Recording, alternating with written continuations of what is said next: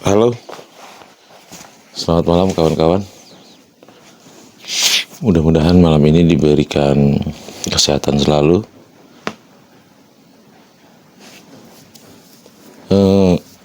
Malam ini saya coba ingin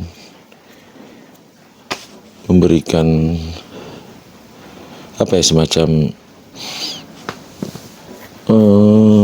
relaksasi masukan-masukan lah terkait fenomena-fenomena yang sedang terjadi di kehidupan pemerintahan. Beberapa waktu yang lalu di tempat kerja saya, kami menerima surat edaran yang tentunya itu mengejawantahkan apa yang harus kami lakukan pada tahun berjalan untuk tahun 2024 ini. Menggelitik adalah ada 3 poin dalam surat edaran itu. Yang pertama, surat edaran itu menabrak aturan-aturan yang sudah ada yang sudah keluar terlebih dahulu. Artinya ada aturan-aturan sekelas peraturan presiden, peraturan pemerintah, dan peraturan menteri yang dilawan oleh surat edaran tersebut. Yang kedua, surat edaran tersebut dikeluarkan dalam konteks untuk memberikan penjelasan apa yang harus kami lakukan tentunya untuk menghadapi situasi yang salah satu penunjangnya tidak ada. Yang ketiga, surat edaran tersebut dikeluarkan sebelum batas akhir yang diharapkan dari peraturan-peraturan yang lebih tinggi untuk dikeluarkan. Artinya begini, surat edaran ini seharusnya dikeluarkan sebelum keberlakuan yang diinginkan oleh suatu aturan itu keluar. Artinya ada jeda, ada kekosongan beberapa hari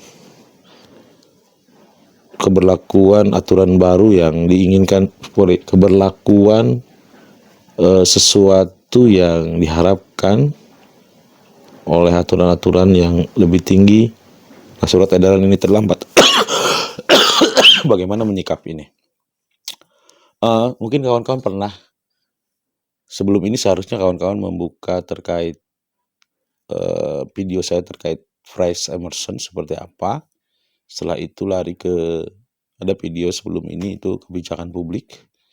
Nah, kami orang hukum memahami bahwasanya surat edaran ini dikeluarkan untuk menghindari kekosongan hukum, itu yang pertama.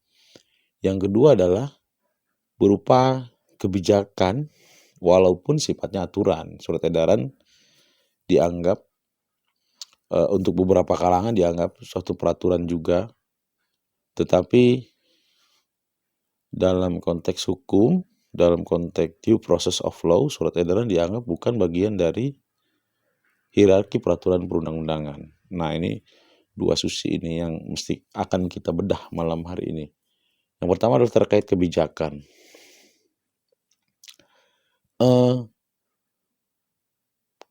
Dalam harfiah, kebijakan juga diartikan sebagai polisai. Polisai itu artinya aturan.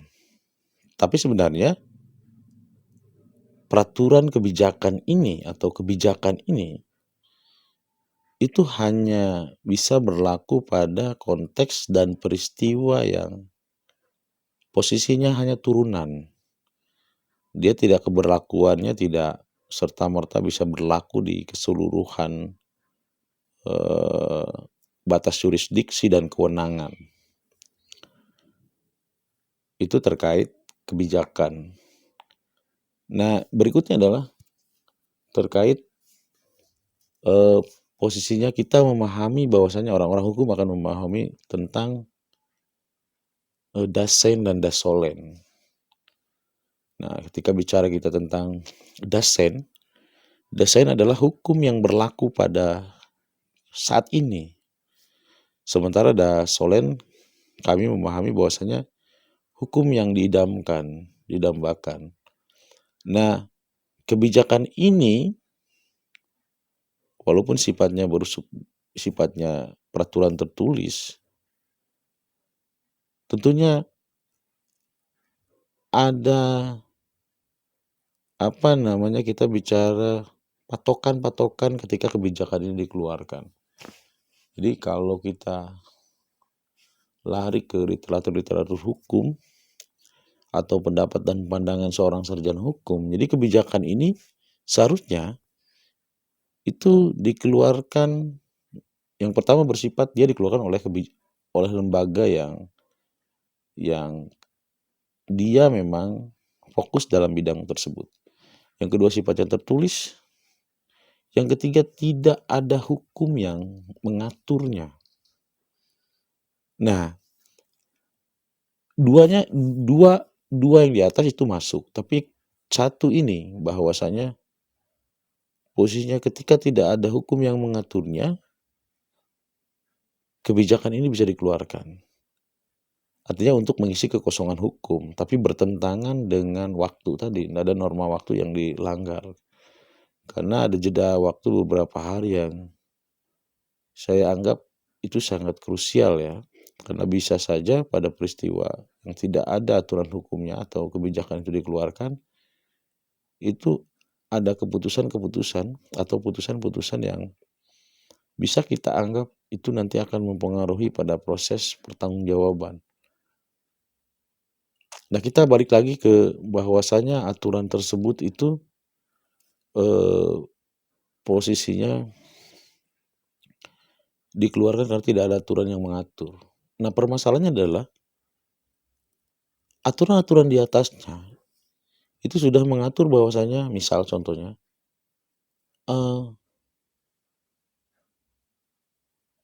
satu proses dalam proses pelaksanaan kegiatan itu tidak bisa dilakukan kalau kondisinya tidak memenuhi, misalkan SDM yang kompeten, yang kedua adanya perubahan sistem dan cara pelaksanaan kegiatan, yang ketiga adalah bagaimana pertanggungjawaban dilakukan.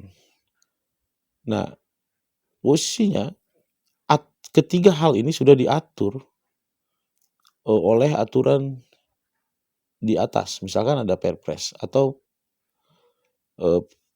peraturan pemerintah yang mengatur.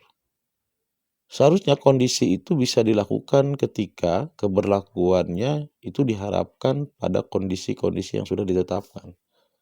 Tetapi karena mungkin balik lagi ketiga hal ini ada salah satu faktor yang tidak masuk atau tidak dapat dipenuhi, artinya kebijakan ini dikeluarkan sehingga tetap dijalankan walaupun menabrak peraturan presiden dan contohnya adalah PP atau peraturan menteri.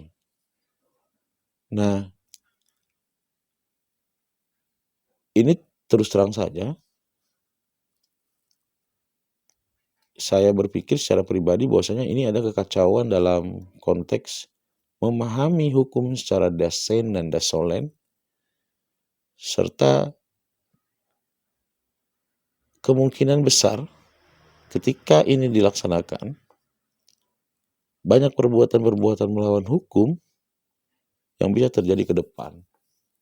Kalau boleh jujur, saya terus terang saja lagi sedang membicarakan adanya surat edaran dalam pengadaan barang jasa nomor 1 tahun 2024 ini yang dikeluarkan tanggal 15 Januari oleh LKPP. Sementara peraturan presiden nomor 12 serta 16 peraturan presiden 12 tahun 2018 serta aturan Perpres nomor 16 tahun 2018 serta Perpres 2012 Perpres 12 tahun 2021 itu bertentangan dengan RSE yang ada ini.